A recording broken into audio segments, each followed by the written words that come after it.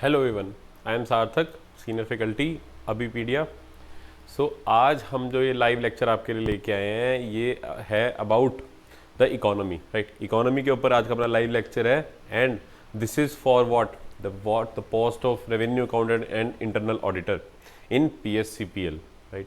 Let me recall you, आपको फिर से याद दिला दूँ, बहुत ही अच्छी पोस्ट है, बहुत अच्छी अपॉर्चुनिटी है, राइट। तो पूरी मोटिवेशन के साथ इस एग्ज़ाम के लिए प्रिपेयर कीजिए एंड अगर आप एक सही स्ट्रेटेजी के साथ हमारे साथ जुड़े रहेंगे और अपनी मेहनत करते रहेंगे, हार्ड वर्क पुट इन करते रहेंगे तो डेफिनेटली इस एग्ज़ाम को बहुत अच्छे से इजीली क्लियर कर जाओगे, राइट। प्रोवाइडेड अगर आप हार्ड वर्क पुट इन करो, राइट, हार्ड वर्क के लिए रेडी रहो और जैसे आपको बताया जा रहा है उन चीज़ों को फॉलो करो, अपनी गलती को सुधारते चले जाओ, डेफिनेटली एग्ज़ाम क्लियर हो जाएगा, right. So I can see a lot of students are there online with us today, right. जो भी बच्चे ऑनलाइन है प्लीज़ एक बार कमेंट में हाय हेलो लिख दे so that we can proceed, right.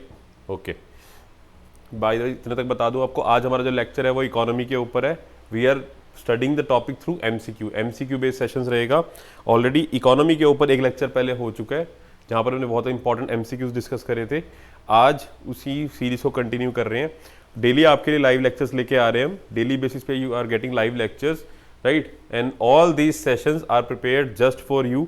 आपके लिए ये सेशंस प्रिपेयर किए गए हैं स्पेशली एग्जाम को फोकस करके, प्रीवियस ईयर पेपर सिलेबस वगैरह सबको एनालाइज करके ही ये सेशंस प्रिपेयर किए जा रहे हैं सो दैट आपकी जो प्रिपरेशन जर्नी है वो थोड़ी ईजी हो सके, आपके प्रोबेबिलिटी एग्जाम को क्लियर करने की बढ़ सके, आपकी किसी भी वे में हेल्प हो सके। अबीपीडिया हमेशा आपके साथ रहेगा, राइट। अबीपीडिया का पूरा एफर्ट हमेशा इसी पे रहता है कि किसी भी तरीके से आपकी जो प्रिपरेशन है वो ईजी हो सके और इफेक्टिव हो सके, right. All right, and one more thing बच्चों, एक और चीज़ कि अगर, right, if you are still searching for an option, आपको मैं अगर एक ऐसा ऑप्शन बता दूं कि जहां पर आपकी सारी की सारी जो तैयारी है बहुत ही कॉम्प्रिहेंसिव और इफेक्टिव वे में हो सके और एक ही जगह पे सब कुछ आपको मिल जाए और एक ही जगह पे आपको मिल जाए, so want that be a very good option for you, right. तो वही चीज़ अबीपीडिया आपके लिए लेके आया है जहाँ पर हमने आपकी revenue accountant and internal auditor के लिए कंप्लीट कोर्स लॉन्च कर दिया है, राइट। कंप्लीट कोर्स आपको प्रोवाइड किया जा रहा है, सब कुछ मिलेगा एक ही कोर्स के अंदर आपको, each and everything that you require for this particular exam. कहीं जाने की जरूरत नहीं पड़ेगी, बहुत ही रिलायबल सोर्सेज के बाद इस कंटेंट को बनाया गया है, right. And you know about Abhipedia. Abhipedia by the way Abhimanyu IAS की एक सब्सिडरी है, राइट। अब इस इंस्टीट्यूट को 25 साल से भी ज़्यादा का एक्सपीरियंस है इन फील्ड्स के अंदर और 25 साल एक जगह पर सर्वाइव करने का मतलब है वो अपने आप में उसकी टेस्टिमनी बताता है कि एग्जिस्ट कर रहा है, तभी कुछ है, तभी परफॉर्मेंस रिजल्ट निकाल के लाए हैं वो, तभी है। और ये वाला जो कोर्स है उसी रिलायबिलिटी के साथ आपके लिए प्रिपेयर किया गया है।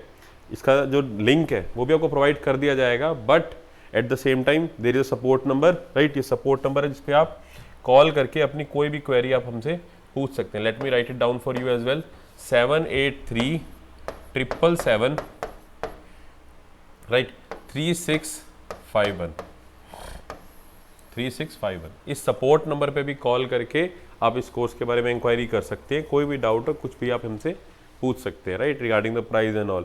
And by the way let me tell you one thing, it is a very affordable course. Affordability कभी भी आपके सामने हिंड्रेंस नहीं लेके आएगा अबीपीडिया। अफोर्डेबिलिटी हमारी प्रायोरिटी रहती है कि सबके लिए अफोर्डेबल रहे, ज़्यादा कोई ऐसे प्राइस नहीं रखे जाते इसीलिए, राइट। बट कंटेंट में कोई कमी नहीं, कंटेंट पूरा अप टू मार्क है, यस, ऑलराइट, ओके। चलो, with all this information let's start. अपना पहले क्वेश्चन से स्टार्ट करते हैं। थोड़े से क्वेश्चन आज बैंकिंग वाले से ज़्यादा रहेंगे, बैंकिंग ओरिएंटेड रहेंगे बिकॉज इंपॉर्टेंट टॉपिक है, आपके एग्जाम में काफ़ी क्वेश्चन आते हैं इसके। फर्स्ट क्वेश्चन है, which of the following is a step that the central bank will take to encourage greater investment in the economy. Conceptual based question है, थोड़े से इस टाइप के क्वेश्चन आते हैं एग्जाम में, ओके। ऑप्शंस हैं आपके, it will look to increase the cash reserve ratio, it will look to reduce the cash reserve ratio, option C it will look to increase the bank rate, option D it will look to sell the government securities in the open market, right, okay. अब question को समझने की try करते हैं। हमेशा question को 2 बार पढ़ना है, एक बार नहीं पढ़ना, 2 बार पढ़ना है, क्योंकि तभी आपको क्वेश्चन, कई बार क्या होगा करेक्ट इनकरेक्ट चीज़ें पूछी होंगी, आप क्वेश्चन को पढ़ने में गड़बड़ कर दोगे, चीज़ें आती हुई भी गलत कर देंगी। तो each and every time question को 2 बार जरूर पढ़ना है अच्छे से। Which of the following is a step that the central bank will take to encourage greater investment in the economy. Economy के अंदर इन्वेस्टमेंट बढ़े, मतलब इन्वेस्टमेंट कब बढ़ेगी, जब मनी सप्लाई लोगों के हाथ में थोड़ा होगा, इन्वेस्ट करने के लिए पैसा तो चाहिए ना। What I am trying to tell you, question आपसे पूछ रहा है कि इन चारों में से कौन सा ऐसा स्टेप है, कौन सा ऐसा एक्शन है, right, which the bank will take, central bank will take, by the way central bank कौन है अपना, आरबीआई, जो आरबीआई ले, राइट, ऑप्शन से पहले ए बी सी और डी, ये विजिबल नहीं था आपको तभी लिख दिया मैंने आपके लिए, जो आरबीआई ले सो दैट आपकी जो इकोनॉमी है मार्केट के अंदर इन्वेस्टमेंट बढ़े। अब इन्वेस्टमेंट बढ़ने का मतलब कैसे है कि तभी होगा जब लोगों के हाथ में पैसा होगा, पैसे होंगे तभी तो आप सब करोगे इन्वेस्ट, लोगों के अंदर थोड़ा एक्सेस पैसा होगा इन्वेस्ट करने के लिए। तो इनमें से कौन सा ऐसा स्टेप है जिससे बेसिकली मार्केट के अंदर मनी सप्लाई इंक्रीज होगा, as simple as that. Question आपसे ये पूछ रहा है कि out of these 4 steps which step will increase the money supply, right. Question को अगर ढंग से समझोगे तो अपने आप आंसर की तरफ पहुंचना इजी हो जाता है। ओके, अब फर्स्ट ऑप्शन पे आते हैं, it will look to increase the CRR. Okay, अगर सीआरआर को बढ़ा दिया जाए, सीआरआर को क्या कर दिया जाए, इंक्रीज, तो क्या मनी सप्लाई इंक्रीज होता है कि डिक्रीज होता है, राइट। तो माय डियर फ्रेंड्स, अगर सीआरआर को बढ़ा दिया जाए तो it will tend to decrease the money supply, market में मनी सप्लाई को डिक्रीज होते हैं इससे। अब ये वर्क कैसे करता है, I have already made a lot of videos on these topics, right. Money monetary policy, money supply, मैंने ऑलरेडी बहुत सारी वीडियोज बना चुका हूँ, you can definitely check those videos out, right. आप उन वीडियोज को देखिए, उन्हें बहुत ही कॉम्प्रिहेंसिवली अच्छे से समझाया हुआ है, मैंने आराम आराम से समझाया हुआ है, आप उनको देख के इस टॉपिक को समझ सकते हैं, मनी सप्लाई को, ठीक है। बट अभी के लिए इतना जान लीजिए कि अगर आप सीआरआर को इंक्रीज करोगे तो मनी सप्लाई डिक्रीज होगा, money supply will tend to decrease, लोगों के पास पैसा कम मिलता है, right, money supply will decrease, तो यह पहला ऑप्शन तो नहीं होगा। Next, it will look to reduce the CRR, yes, ये करेक्ट हो सकता है, राइट, ये करेक्ट हो सकता है, क्योंकि अगर सीआरआर को डिक्रीज करेंगे तो मनी सप्लाई मार्केट में क्या होता है, उससे इंक्रीज होने की टेंडेंसी होती है, तो लोगों के हाथ में पैसा होगा तभी तो वो क्या करेंगे, इन्वेस्ट करेंगे। So yes, it can be the answer. It will look to increase the bank rate, no, इस केस में भी क्या होगा, it will also tend to decrease the money supply, right, money bank rate को भी अगर बढ़ाएंगे तो मनी सप्लाई क्या हो सकता है, इससे डिक्रीज हो सकता है। Then it will look to sell the government securities in the open market, अगर आरबीआई जो है वो सेल करेगा ना गवर्नमेंट सिक्योरिटी, तो उसका मतलब क्या है कि मनी सप्लाई जो है वो मार्केट से खींचेगा, मनी सप्लाई क्या होगा इस केस में भी कम होगा, क्योंकि लोग गवर्नमेंट सिक्योरिटी लेके पैसा आरबीआई को देंगे, तो मनी सप्लाई क्या होगा, विल टेंड टू डिक्रीज। आई बात समझ में? So this is also not the correct answer. Among the given options B will be the correct answer for you, right. चीज़ों को ढंग से करेंगे, अच्छे से समझ के करेंगे, हर एक क्वेश्चन को सिर्फ आंसर निकालना टेंडेंसी नहीं है, हमारा ऑब्जेक्टिव नहीं है कि आंसर करेक्ट आंसर पे पहुंचना, वो अल्टीमेटली आप पहुंच ही जाओगे, बट हमें पढ़ना है एमसीक्यू के थ्रू, हमें चीज़ों को समझ के करना है, क्लियर है, और कैसे अटेम्प्ट करना है। Okay, so correct answer is option B, right, see answer B. Next question, which of the following is a step that the central bank will take to increase the overall availability of credit, right। again first question से similar ही question है, but एक different way में पूछा हुआ question है आपसे। Question को पढ़ के पहले डिड्यूस करना आपको जरूर आना चाहिए कि पूछना क्या चाह रहे हैं वो, तभी आप आंसर पे आएंगे, ठीक है। क्वेश्चन अगर आपसे क्या पूछ रहा है, दोबारा पढ़ते हैं, which of the following is a step that the central bank will take to increase the overall credibility availability of credit. Again money supply कैसे, कौन सा स्टेप ऐसा है जिससे ओवरऑल जो मनी सप्लाई है वो इंक्रीज हो इकोनॉमी के अंदर, इनमें से कौन सा स्टेप ऐसा है जिससे ओवरऑल मनी सप्लाई जो है इंक्रीज हो, लिक्विडिटी बढ़े, basically credit availability of credit का मतलब है लिक्विडिटी का बढ़ना, लिक्विडिटी का बढ़ना मतलब मनी सप्लाई का बढ़ना, ठीक है। Okay, first statement, it will sell the government securities in the market, again no, government securities अगर वो सेल करेंगे तो लिक्विडिटी कम होएगी, मार्केट से क्रेडिट क्या होगा, कम होगा, बढ़ेगा नहीं, डिक्रीज होगा उल्टा। It will buy more government securities from the market, yes it could be the answer. अगर आरबीआई जो है गवर्नमेंट सिक्योरिटी किसी से परचेज करेगा तो उसमें क्या करेगा, RBI will pay them, money देंगे उनको, उनसे गवर्नमेंट सिक्योरिटी ले लेंगे अपनी तरफ, राइट। देखो क्या होगा, यहाँ पर आरबीआई है, यहाँ पर आपका डीलर है कोई या नॉर्मल, ठीक है, डीलर है यहाँ पर, प्राइमरी डीलर, क्लियर। इसके पास क्या है, गवर्नमेंट सिक्योरिटी है, और आरबीआई के पास क्या है, पैसे हैं, डॉलर कह सकते हो आप।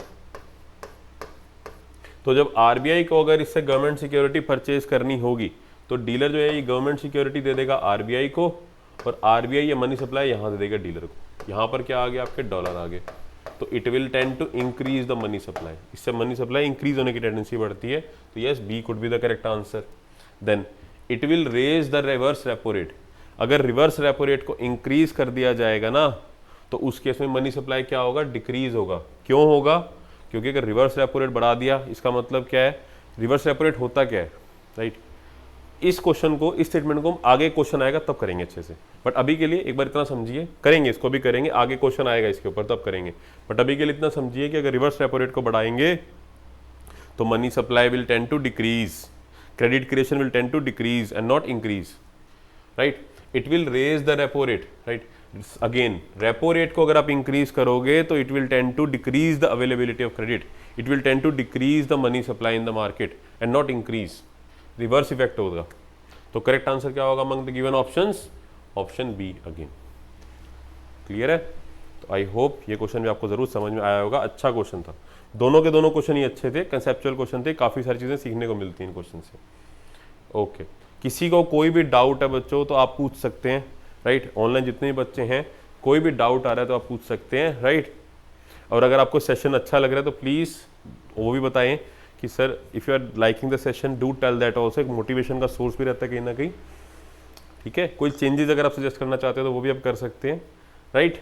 Okay, and as far as the notes are concern, बच्चों नोट्स की डिमांड करें तो इस लेक्चर के नोट्स आपको जरूर मिल जाएंगे, इस लेक्चर की पीडीएफ वगैरह आपके लिए अवेलेबल हो जाएगी, राइट। बट उस पर ज़्यादा रिलाय ना करो, जो आप देख रहे हो अभी समझो चीज़ों को, स्टडी मटेरियल भी ज़्यादा जाके, ये लेक्चर्स आपको अंडरस्टैंडिंग के लिए, आपको समझाने के लिए ज़्यादा, कंसेप्ट क्लियर करने के लिए ज़्यादा है, आपके किस टाइप के क्वेश्चन आएंगे उस टाइप की है, राइट। तो अगर आप ये लेक्चर अच्छे से समझ लोगे, आपको कोई नोट्स की जरूरत ऐसे पढ़ने भी नहीं वाली। Okay, then which of the following statements is true about the Indian monetary system, right. Indian monetary system के बारे में क्वेश्चन है आपका।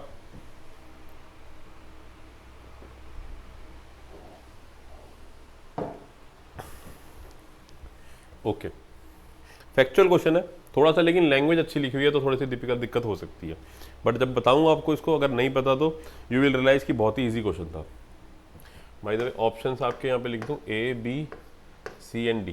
ओके, द फर्स्ट स्टेटमेंट है the Indian monetary system is based on the gold standard. Okay, then the Indian monetary system is based on the credit money standard. Okay, the Indian money monetary system is based on the paper standard. Okay, the Indian monetary system is based on the metallic standard. All right. तो हमारे यहाँ पर अगर मैं आपको answer बताऊँ, हमारे यहाँ पर क्या है कि जो हमारे जो नोट है, जो पेपर करेंसी है हमारे यहाँ पर, राइट। तो आंसर तो इसका बाय द वे ऑप्शन है सी। अगर मैं आंसर की बात करूँ स्ट्रेट अवे तो आंसर ही सी। सीधा आपको आंसर ही बताते हैं कि हमारे पेपर स्टैंडर्ड बेस है। कैसे है आप खुद भी देख रहे हैं, पेपर करेंसी चलती है हमारे यहाँ पर। एक टाइम था जब हमारी जो मनी, हमारा जो है गोल्ड स्टैंडर्ड पे बेस था, ठीक है। उसका मतलब क्या था कि जितने आपकी करेंसी छप रही है उसके बदले में उतना ही पीछे गोल्ड आपका रखा जाता था, कि आप जा सकते हैं आरबीआई के पास, मान लो आपके पास 100 रुपये का नोट है तो 100 रुपये के बदले में जितना भी गोल्ड बनता है आप इन एक्सचेंज गोल्ड उनसे मांग सकते थे। बट क्या अब ऐसा है? नो, अब ऐसा नहीं है। What maximum you can do is कि जितनी भी आपकी बड़ी करेंसी है, मान लो आपके पास 500 रुपये का नोट है तो आप जाके आरबीआई के पास उसको जितने भी पार्ट्स में आप फंजिबल कर सकते हैं, मतलब 10-10 के 50 नोट भी आप आरबीआई से मांग सकते हैं और आरबीआई आपको मना नहीं करेगा, राइट। तो सिंपली हमारे यहाँ पर क्या है, मॉनिटरी सिस्टम किस पे है? पेपर स्टैंडर्ड पे है। That's it, as simple as that. सिर्फ इतना ही याद रखना है, इसके बाहर याद रखने की इसमें ज़रूरत नहीं है। डन है? ओके, समझ में आ रहा सबको, राइट। ओके, किसी को कोई डाउट? एनीवन? किसी को कोई भी डाउट है तो पूछ सकते हैं, राइट। आपका रिस्पॉन्स बहुत ज़रूरी होता है क्योंकि लाइव लेक्चर के अंदर this is the main thing, 2 way conversation होनी चाहिए, कभी भी 1 वे नहीं चलनी चाहिए, राइट। तभी मज़ा आता है चीज़ों को। ये कराया भी लाइव सेशन का ऑब्जेक्टिव भी यही होता है कि आप स्ट्रेट अवे हमसे पूछ सकें। अगर कोई भी डाउट है, कुछ भी आपके दिमाग में चल रहा था, पूछ सकें, राइट। Okay, next C.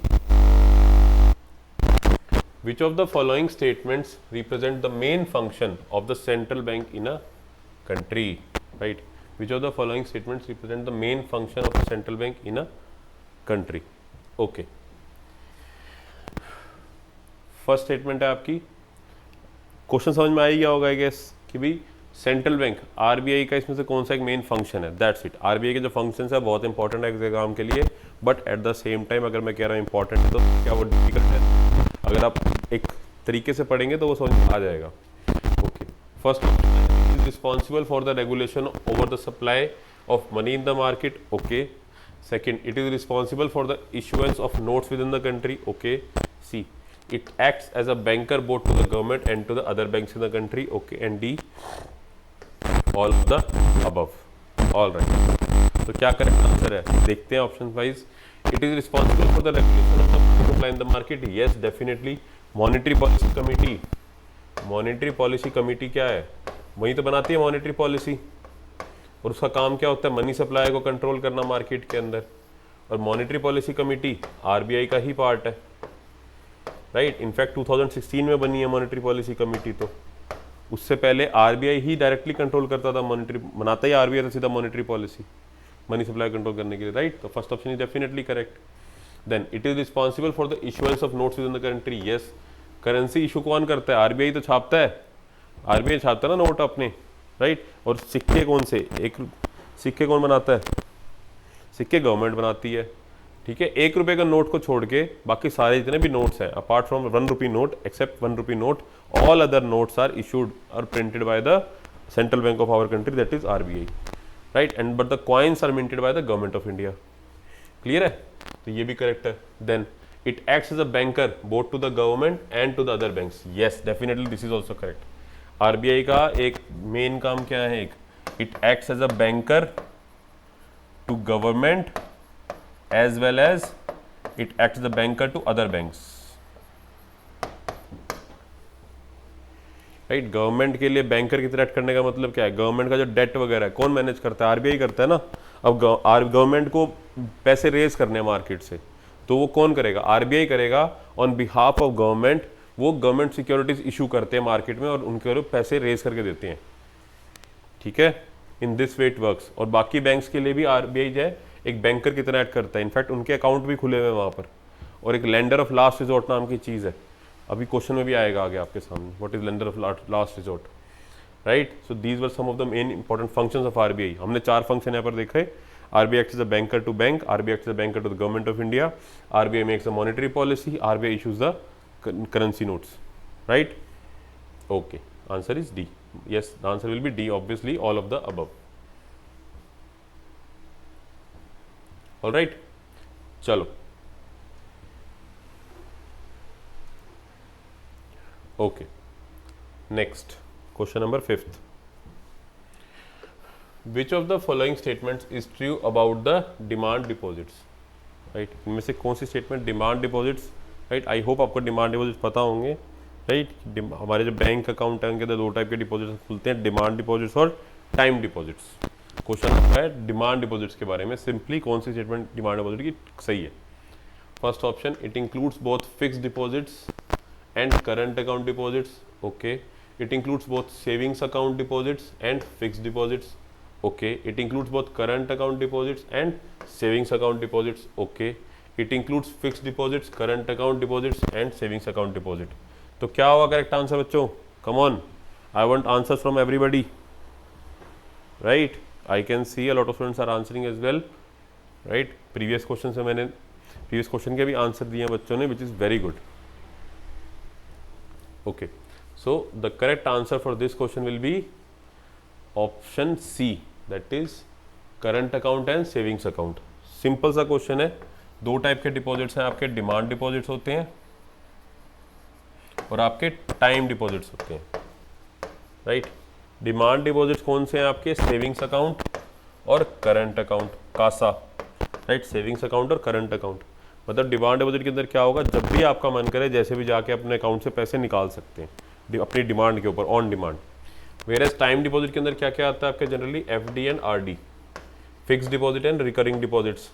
इसके अंदर क्या होता है कि आपके जो पैसे हैं वो कुछ पर्टिकुलर टाइम पीरियड के लिए लॉक हो जाते हैं, उससे पहले आप नहीं निकाल सकते। अगर आपको चाहिए भी तो आपको एक पेनल्टी पे करनी पड़ती है उसकी। लाइक फॉर अ मिनिमम 1 साल के लिए लोग एफडी खोलते हैं, डालते हैं अपनी बैंक अकाउंट के अंदर, ओपन करते हैं, जहाँ पर क्या है कि 1 साल तक उनका पैसा जो है लॉक हो जाता है और 1 साल के बाद with interest they get their money back. And if they want to continue वो 1 साल के लिए फिर जितना मर्जी टाइम उसका एक्सटेंड कर सकते हैं, राइट। एंड सेम आरडीबी है रिकरिंग डिपॉजिट, बस इसमें क्या है कि पर मंथ आपके पैसे कटते हैं, आप डिपॉजिट करते चले जाते हैं, राइट। तो डिमांड डिपॉजिट के अंदर क्या आएगा आपका current account and savings account. Clear है। फर्स्ट ऑप्शन क्यों इनकरेक्ट है, क्योंकि फिक्स डिपॉजिट नहीं होता। सेकंड क्यों इनकरेक्ट है, अगेन फिक्स डिपॉजिट नहीं होता। थर्ड क्यों, अगेन यहाँ पर फिक्स डिपॉजिट नहीं होगा। डन है, किसी को कोई डाउट, एनीबडी? नहीं है, very good, answer is C. Next, साथ साथ आंसर करते रहिए, राइट। आंसर करते रहेंगे तो दिमाग चलता रहता है, चीज़ें अच्छे से समझ में आती हैं और याद रहती हैं। ओके, नेक्स्ट क्वेश्चन है अपना, विच of the following statements is true about the central bank, right. Which of the following statements is true about the central bank. Again RBI से रिलेटेड क्वेश्चन है, ये क्वेश्चन पूछ रहा है आपसे कि आरबीआई से रिलेटेड कौन सी स्टेटमेंट सही है। फर्स्ट ऑप्शन है आपका, it regulates the entire banking system in the country. Okay, next है, it is under the ownership of the central government of a country. Okay, it is the apex bank of a country. और D, all of the above, right. D, all of the above. Okay, again यहाँ पर options हैं आपके A, B, C and D. If there is any confusion तो confusion को दूर कर देते हैं, it is A B C D, right. First statement देखते हैं, it regulates the entire banking system in the country. Yes, again एक नया फंक्शन आपके सामने आया आरबीआई का कि it acts as a regulator of banks. Regulator of banks, अभी थोड़ी देर पहले हमने देखा था it acts a banker to bank, अब regulator of bank, this is also another function. It is under the ownership of the central government of a country. Yes, RBI का मालिक कौन है, गवर्नमेंट ऑफ इंडिया, तभी RBI को dividend भी देना पड़ता है गवर्नमेंट ऑफ इंडिया को, बाकायदा प्रॉफिट में से अपने डिविडेंड जाता है गवर्नमेंट के पास, जवाब भी देने पड़ते हैं आरबीआई के गवर्नर को। अगर मान लो मॉनेटरी पॉलिसी है, मॉनेटरी पॉलिसी के अंदर क्या है कि 2 to 6% की के बीच में इन्फ्लेशन रहनी चाहिए, अगर ये इसके पार जाए, इसके नियर अबाउट जाने लगे, मैनेज ना कर पा रहा हो, तो गवर्नर जो है आरबीआई के, उनको गवर्नमेंट ऑफ इंडिया को जवाब देना पड़ता है, आंसर देना पड़ता है। क्यों? Because RBI is under the ownership of the central government of the country. Clear है, तो ये भी करेक्ट है। Then it is the apex bank of the country. Yes, सबसे पहला, सबसे ऊपर जो बैंक है बैंकिंग सेक्टर में, सबसे ऊपर कौन है? आरबीआई, सेंट्रल बैंक अपना। क्लियर है, तो करेक्ट आंसर क्या होगा? Definitely option D, that is all of the above. All these statements are absolutely correct about the central bank of our country. Done है? Okay, see answer is option D. Okay, next, which of the following statements about the bank rate is true, right. Again अब एक bank rate के ऊपर question आया है, ठीक है।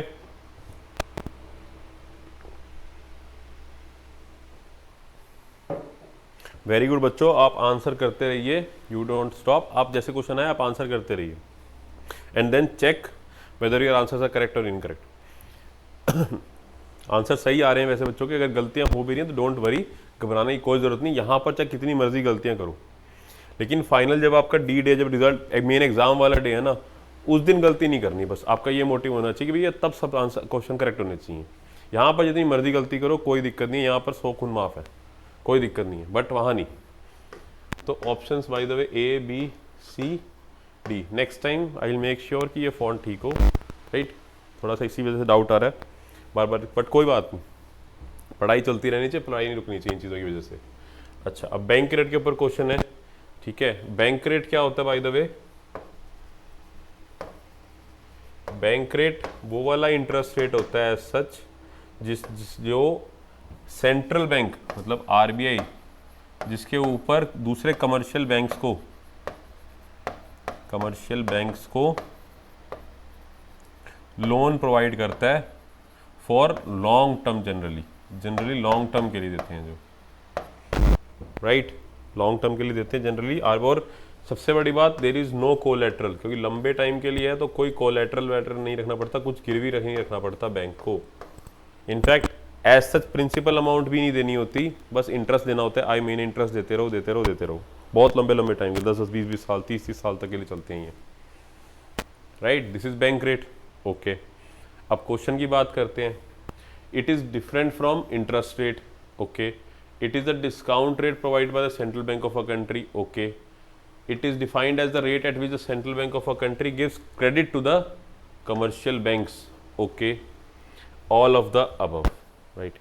By the way मैंने यहाँ पर आपको परसेंटेज बता तो दिया, बट एक्चुअली ये परसेंटेज रेट से थोड़ा डिफरेंट होता है, राइट। ऐसा परसेंटेज रेट नहीं कहते इनको, तभी इसका नाम क्या है, बैंक रेट है।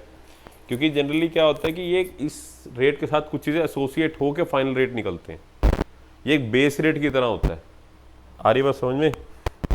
जनरली पेनल्टी वाले जो रेट्स हैं, अगर मान लो आरबीआई को पेनल्टी लगानी है किसी बैंक के ऊपर, तो वो बैंक रेट के साथ कुछ परसेंटेज जोड़ के उसको पीनल रेट बना के अपना पेनल्टी लगाते हैं। So it is different from interest rate, yes this is correct. It is a discount rate provide by central bank of country, yes this is also correct. Discounting of bills नाम की एक चीज़ होती है, there is a thing called as discounting of bills. इसको हम separate lecture में cover करेंगे, डिस्काउंटिंग ऑफ बिल्स।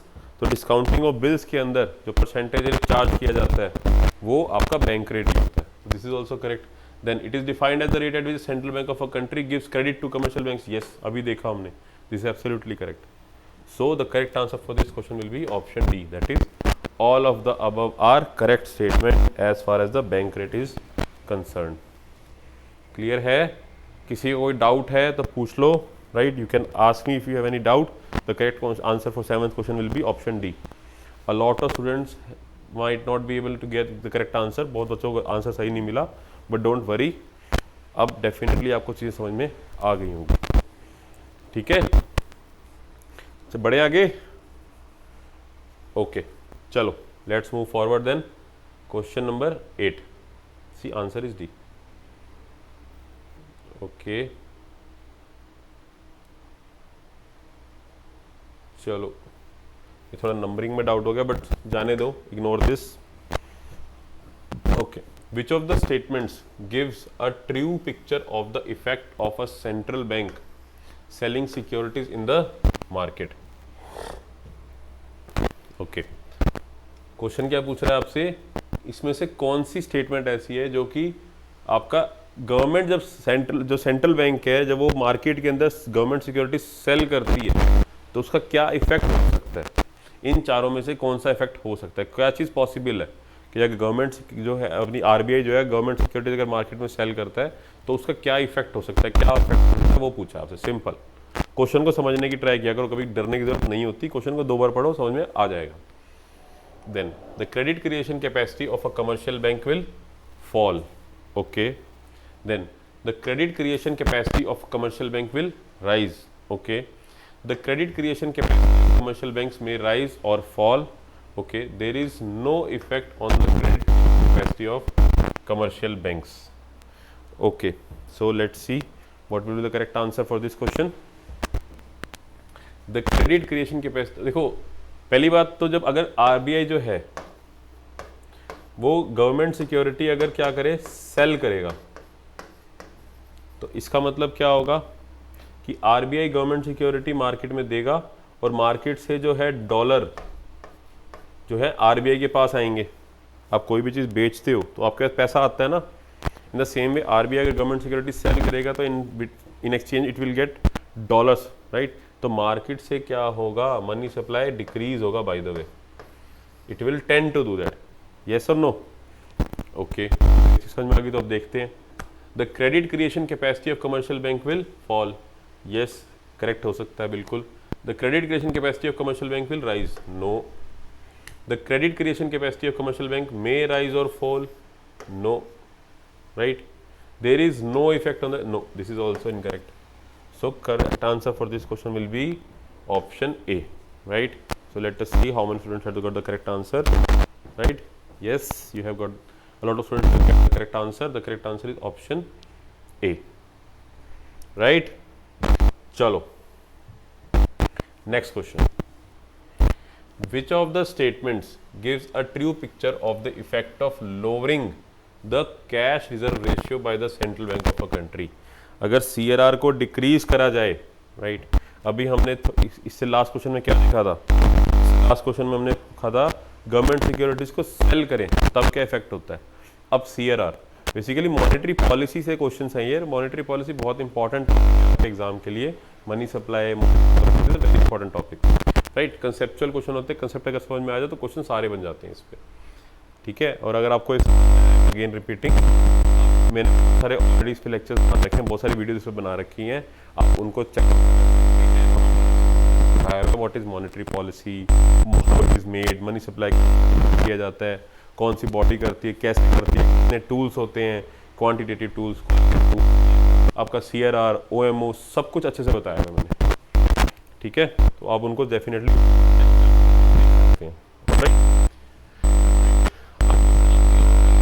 CRR को डिक्रीज किया जा रहा है। फर्स्ट ऑप्शन है the lending capacity of commercial will increase, okay.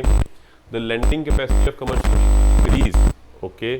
The lending capacity of commercial may increase और डिक्रीज, ओके।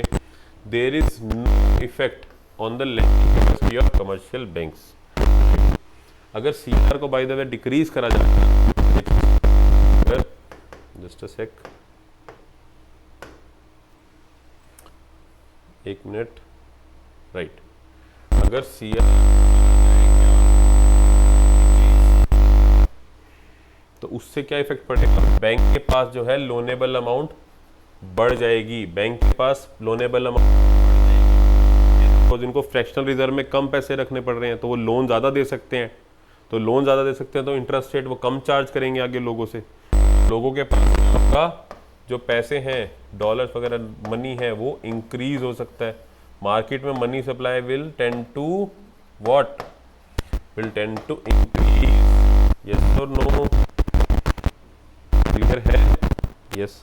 तो CRR अगर कम करा जाए तो it will tend to increase the money in market और it can tend to increase the lending capacity of commercial bank, will definitely be incorrect. Then the lending capacity incorrect option है, the lending capacity of commercial bank may increase or decrease, no, there is no effect on the lending, right। तो correct answer है option yes। समझ में आया बच्चों?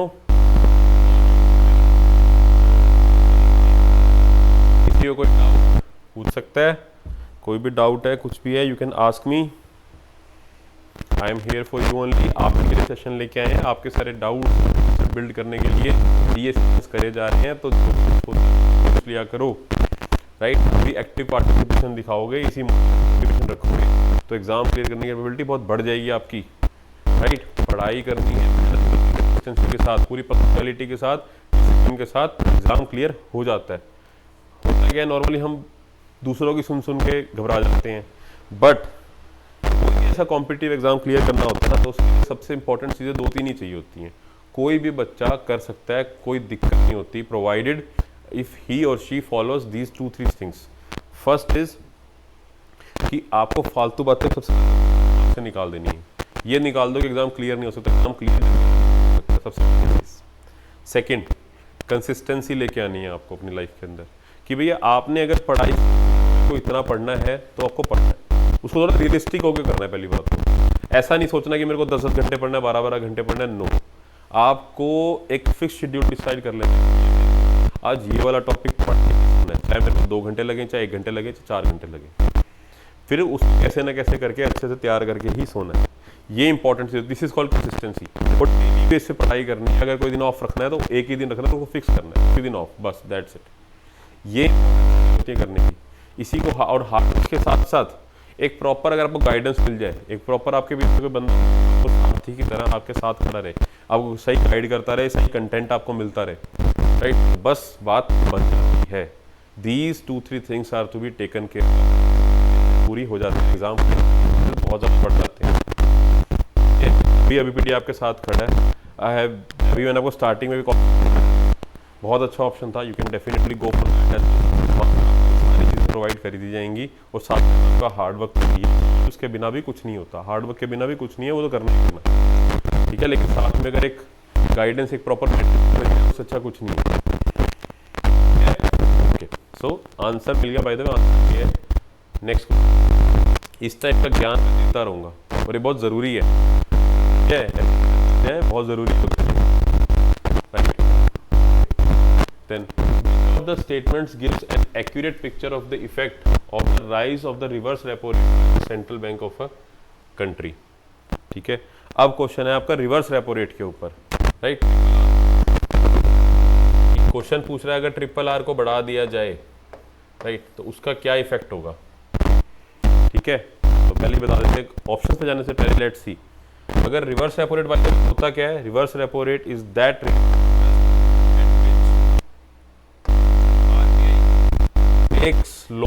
RBI लेता है commercial bank से short term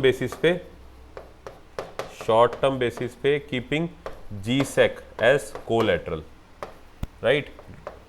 G-sec government securities को एज कोलैटरल रखते हैं, शॉर्ट टर्म के लिए आरबीआई लोन लेता है इससे कमर्शियल बैंक से। तो अगर आप रिवर्स रेपो रेट आरबीआई क्या कर दे, इंक्रीज कर, इसका मतलब क्या होगा, कमर्शियल बैंक्स को ज्यादा इंटरेस्ट रेट मिलेगा। रिवर्स रेपो रेट अगर कर दिया इंक्रीज तो commercial bank will get more money, yes और नो। कमर्शियल बैंक को ज्यादा मिलेगा ना एज इंटरेस्ट ऑफ रेट, मतलब इंटरेस्ट रेट के फॉर्म में ज्यादा पैसा मिल रहा है उनको, तो कमर्शियल बैंक क्या करेंगे उस केस में अपना जो पैसा होगा वो लोन में बाहर सिटीजन लोगों को देने के बजाय आरबीआई की फॉर्म में देते रहेंगे। तो they will park their excess money to RBI instead of the market because they are getting better rate of interest from RBI. ठीक है, तो इस केस में क्या होगा, मनी सप्लाई जो है मार्केट से फिर क्या हो जाएगा, लोगों के हाथ में पैसा नहीं, से कम हो गया, वो आरबीआई के पास पार्क कर दिया उन्होंने, पैसा ज्यादा मिल रहा है। ठीक है, तो रिवर्स रेपो रेट अगर दिया जाए तो मार्केट में मनी सप्लाई क्या हो जाता है, डिक्रीज हो जाता है, ये टेंडेंसी रहती है। ठीक है, ओके, ऑप्शन देखते हैं अब। ठीक है, आपका रेपो रेट को इंक्रीज ही करा ना, यस, राइज ही करा, ठीक है। The demand for goods and services in the country will decrease, all right, yes, correct हो सकता है, बिल्कुल हो सकता है, बिकॉज मनी सप्लाई अगर कम हो जाएगा तो लोगों के पैसा ही नहीं रहेगा, तो डिमांड बढ़ती है। जब आपके साथ में पैसा टुकड़ा ज़्यादा होता है, राइट, जब हाथ में गर्मी, राइट, जेब में गर्मी, आई मीन, तो इसका मतलब क्या है कि पैसा तभी ज़्यादा डिमांड होता है, तब उनकी डिमांड ही बढ़ती। लेकिन अगर मनी सप्लाई कम हो जाएगा तो ऑटोमेटिकली नीचे स्टार्ट हो जाती है। Next, the demand for goods and services in the country will increase, right, no, कम होएगी ना। The demand for goods and services in the country may increase और decrease, no, there is no, C A और C में A ज्यादा correct answer है। There is no effect on the demand for, no, this is not correct, so the correct answer A. See ये वाले जो question है या फिर कंसेप्ट की क्लैरिटी के लिए करवाए जा रहे हैं कि आपको कंसेप्चुअल क्लैरिटी आए। ठीक है, तो क्वेश्चन का आंसर क्या होगा, option A, right, and I hope. Next question, statements gives a picture of the effect of the increase in the repo rate। अभी हमने थोड़ी देर पहले रिवर्स रेपो रेट किया था, अब आपसे क्वेश्चन पूछ रहे हैं कि अगर आप रेपो रेट को क्या कर दो, अब रेपो रेट को क्या कर दिया इसमें, इंक्रीज, राइट। पहले पता होना चाहिए कि रेपो रेट क्या होता है, right. By the way again repeating, इस पे ऑलरेडी वीडियोस बनी हुई है, वहां से चेकआउट कर सकते हो, बट यहाँ पर हम थोड़ा सा फास्ट रख रहे हैं चीज़ों को, समझाया हुआ पहले मैंने। ओके, जस्ट अ सेक।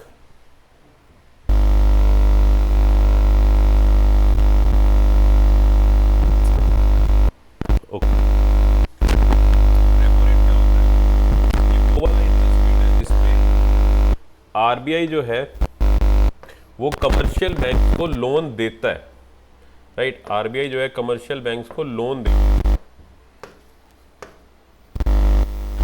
आई बात समझ में, रिवर्स रेपो रेट अपोजिट था इसके। तो अगर रेपो रेट बढ़ा दिया जाएगा, इसका मतलब क्या होगा, जो कमर्शियल बैंक मिलेगा वो ज्यादा इंटरेस्ट रेट पे मिलेगा, महंगा मिलेगा आरबीआई की तरफ से ही। आगे जो लोन देंगे उसी अब कमर्शियल बैंक ने लोन की फॉर्म में पहले आरबीआई से पैसा लिया, फिर उसी पैसे को आगे सिटीजन्स की जो कस्टमर मार्केट है उसके अंदर लोन की फॉर्म में पाएंगे उसी पैसे। तो जब पीछे से ही उनको लोन महंगा मिलेगा तो आगे वो भी ज़्यादा इंटरेस्ट रेट चार्ज करेंगे, वो ज़्यादा इंटरेस्ट रेट चार्ज करेंगे, इसका लोग लोन कम लेंगे, जब महंगा लोन मिलेगा तो अवॉइड करेंगे। तो इससे क्या होगा, डिक्रीज। अगर रेपो रेट को इंक्रीज करते हैं तो money supply to decrease, money supply will tend to, right. So ऊपर वाली बात ऑप्शन है आपके ए बी सी डी ऐसे है. Okay, let's see now. The money supply in the country will decrease. Yes. The money supply in the country will increase. No. The money supply in the country will increase initially and then decrease. No. There is no effect on the money supply in the country. No. So the correct answer is option A. Clear? Okay. Next. Okay. Let me put options.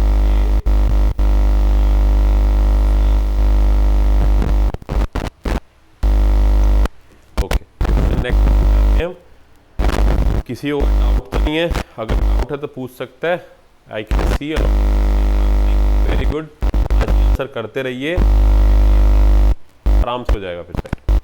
ठीक है, मामला set हो जाएगा. Then which of the following statement is true about credit creation by banks? Okay, right, all right. Okay, so question क्या है आपका about credit creation by banks. बहुत ही सिंपल क्वेश्चन है बाय द वे, ज़्यादा tension लेने की जरूरत है नहीं इसमें. Banks create credit on the basis of their total assets.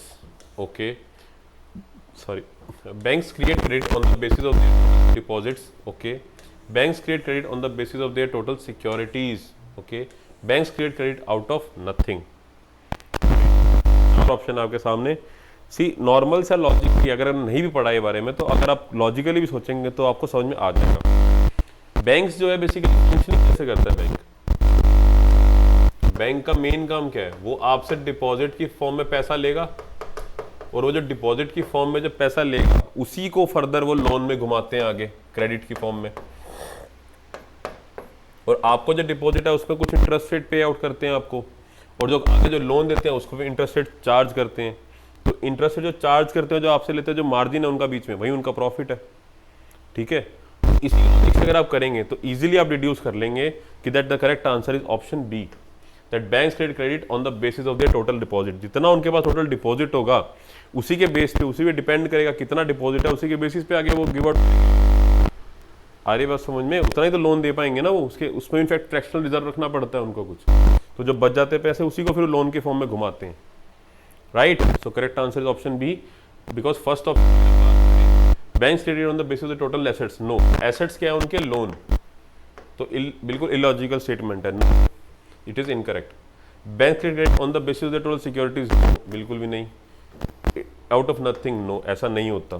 कुछ जितने डिपॉजिट है उसके बेसिस पे आगे वो लोन घुमाते हैं. तो correct answer is option B. समझ में आया? किसी को डाउट? ठीक है, चीज़ों को सिंपल ही रखिए, ज़्यादा टफ बनाने की जरूरत नहीं है. ओके, ये ऑप्शन ए है, option B, option C and option D. Right, okay. Question, next question पे आते हैं बच्चों. चलो, come on. I am very happy to see that a lot of students are answering. Right, which of the following is not. See, इस चीज़ पे ध्यान देना हमेशा. क्या पूछा आपसे? यहाँ पूछा which of the following is not. Incorrect पूछा. Is not the function of the central bank of a country. Yes, very good question. अभी तक हमने सारे आरबीआई के फंक्शन हैं क्या क्या. अब आपसे पूछने में से कौन सा फंक्शन आरबीआई का नहीं है. राइट, फर्स्ट ऑप्शन है being the custodian of the foreign exchange reserves. Okay, option B accepting deposits from the general public. Okay, option C both A and B are correct. Okay, option D both A and B are incorrect. Right, okay. चलो, first करते हैं अब. Being the custodian of foreign exchange reserve. Yes, ये function है. देखते हैं क्या, ये डेफिनेटली फंक्शन है आरबीआई का. दिस इज अनदर फंक्शन कि फॉरेन एक्सचेंज रिजर्व को कौन मैनेज कर रहा होता है? आपका आरबीआई ही मैनेज करता है. तो जितने हमने फंक्शन पढ़े हैं उसमें से एक फंक्शन और ऐड कर लेना अब आप. Right, then accepting deposits from the general public. No, this is not the function of RBI. का फंक्शन नहीं होता. क्या आप अपना बैंक अकाउंट खोल सकते हैं आरबीआई में? नो. बैंक्स जो है कमर्शियल बैंक्स, उनके अकाउंट खोल सकते हैं, लेकिन वो डिफरेंट पर्पस के लिए होते हैं. बट हम as a general public can not open any deposit, any savings account और any kind of account your RBI. Right, okay. Then okay, so अगर ये इनकरेक्ट है बट क्वेश्चन आपसे नॉट ही पूछ रहा है, तो आंसर इसका क्या होगा? Option B, right, not C and not D. तो correct answer for this question is option B, right. I hope समझ में आया होगा। अच्छा क्वेश्चन था, इजी क्वेश्चन था एट दैट सेम पॉइंट। तो अगर समझो, घबराने की जरूरत कभी नहीं होती, क्वेश्चन को पूरा पढ़ा करो, समझा करो, फिर आंसर किया करो, right. Answer is B. Which agency regulates the money supply in India, right. B. अब तो इस क्वेश्चन का आंसर सब कर ही देंगे, राइट। तो कम ऑन आंसर इट। आप सभी आंसर करें तो सबको पता लगेगा इस क्वेश्चन का आंसर। स्टार्टिंग से देख रहे हैं इस चीज को। तो कौन मनी सप्लाई कंट्रोल करेगा? क्या गवर्नमेंट ऑफ इंडिया करती है, commercial bank, RBI, none of the above, right. Come on answers. Okay okay okay, very good. The correct answer is definitely RBI, right. RBI control करता है money supply, central bank of our India, bank of our country regulates the money supply in India, right. The correct answer is as simple as that. Next again option A, option B, option C, right. आपका of the following about the money supply, इनमें से कौन सा के लिए सही है? Option A, it is the total volume of money that is held by the government of a country. Okay. Option B, it is the total volume of money that is held by the general public of a country over a time period. Okay. Option C, it is the total volume of money that is held by the general public of a country at a particular point of time. Okay. And option D, all of the above, right. एक different kind of a question है, थोड़ा सा typical, अगर समझो तो इसका answer भी definitely आ जाएगा, राइट। ओके, चलो come on answer it students. Answer करें इसका। Come on, I want answers from everybody who are watching this session. Try to answer it, correct, incorrect, don't worry about it. Okay, okay, okay, okay. So let's see. The correct answer for this question is option C. अगर बात करते हैं money supply की, तो किसको बोला जाता है, क्या चीज़ होती है money supply? Okay, so let's make it simple. चीज़ों को सिंपल ही रखते हैं। सिंपल मनी सप्लाई का मतलब क्या होता है? The total volume of money held by the general public of a country at a किसी भी पर्टिकुलर टाइम पे अगर हम मेजर करेंगे वो मनी सप्लाई है, दैट्स इट। ऐसा कोई स्पेसिफिक टाइम पीरियड वगैरह नहीं जनरली होता। जिस भी पर्टिकुलर टाइम टोटल मनी किया जाए, कितना टोटल मनी हेल्ड कर रही है जनरल पब्लिक, वो आपका क्या हो जाता है, money supply, that's it, as simple as that. So correct answer is option C. Next, right, गलत, ठीक है, A B C and D, right. These are the options. Next question है अपना, what distinguishes bank from other financial institutions?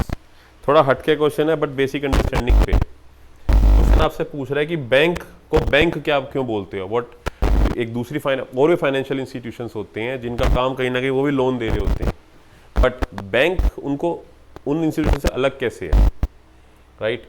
Okay, options हैं आपके, A accepting time deposits as a courtesy, option B accepting demand deposits, option C lending, और option D accepting loans and borrowings, right. चार option आपके सामने, come on answer करें, you have 10 seconds. Okay, आपके 10 second है, I am giving you 10 seconds to answer this question. थोड़ा सोच के करेंगे, आंसर पे आ जाएंगे आप। ये पूछ रहा है आपसे बैंक को बाकी फाइनेंशियल डिफरेंस क्या बताता है, what is the difference between a bank and other financial institution which also are in the function of lending. Come on बच्चों, आंसर करो, 10 सेकेंड होने वाले हैं। ओके, चलो, सी बैंक का क्या काम, मैंने पहले ही थोड़ी देर पहले भी डिस्कस किया। बैंक क्या करता है, डिपॉजिट भी लेता है आपसे और उसी पैसे को फिर फाइनल वो लोन में घुमाता है। तो यही चीज़ है ना जो डिपॉजिट, एक्सेप्टिंग डिपॉजिट्स, ये बैंक को डिफरेंट बनाता है। लाइक दूसरी इंस्टीट्यूशंस भी हैं जो कि लोन प्रोवाइड करते, क्रेडिट प्रोवाइड करते, दे आल्सो लेंड, बट वहाँ पर डिमांड डिपॉजिट्स वगैरह ऐसा कुछ नहीं खुल सकता, कोई डिपॉजिट्स नहीं खुलता वहाँ पर, right. So what makes this bank different from other financial institution is option B, accepting demand deposits. This is the correct answer for this question, answer is B. Okay, next, banking sector falls under which of the following sectors? Come on बच्चों, next question पे move on करके। नेक्स्ट क्वेश्चन है अपना, banking sector falls under which of the following sectors, right. Okay, option A industrial sector, option B service sector, option C manufacturing sector, या option D none of this. All right, तो क्या है correct answer इसका? Straightforward question है, factual question है, थोड़ा उसमें कोई ज़्यादा ऊपर नीचे करने की जरूरत है नहीं। बैंकिंग सेक्टर किसके अंदर फॉल करता है? बैंकिंग सेक्टर है अपना सर्विस सेक्टर, राइट। क्वेश्चन पूछा जा सकता था इसलिए मैंने इंक्लूड करा है। बैंकिंग सेक्टर आपका सर्विस सेक्टर के अंदर फॉल करता है, राइट। तो करेक्ट आंसर इज इसका ऑप्शन बी, ना इंडस्ट्रियल ना manufacturing, the answer is B, as simple as that. बहुत देख लो बच्चों ने करेक्ट आंसर भी करें इसके, very good. Okay, next, what is known as lender, right. Okay, yes, lender of last resort, मैंने स्टार्टिंग बताया था आपको कि इस पे क्वेश्चन देखेंगे। किसको बोला जाता है बाय द वे, अभी देखते हैं। पहले ऑप्शंस पे आते हैं। Whenever the government declares a debt relief, the RBI will have to bear the brunt of it. Okay, if a person or a firm which is eligible to get a loan does not get it from any commercial bank may approach the RBI for a loan. Okay, if the state governments are in crisis and need money for short term, they can approach RBI for this purpose. Okay, if commercial bank is in crisis, it may place its reasonable demand for accommodation to RBI. All right, so क्या answer होगा इसका? Right,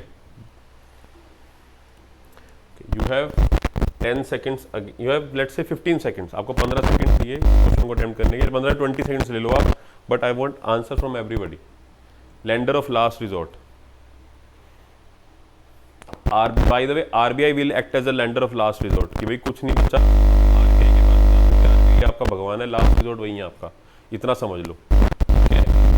function of RBI. Okay, अब करें attempt, you have 15।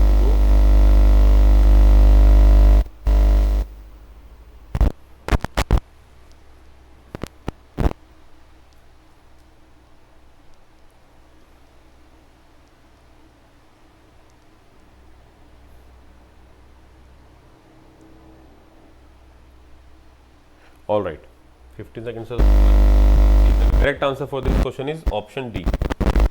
Right? क्या होता है lender of last resort?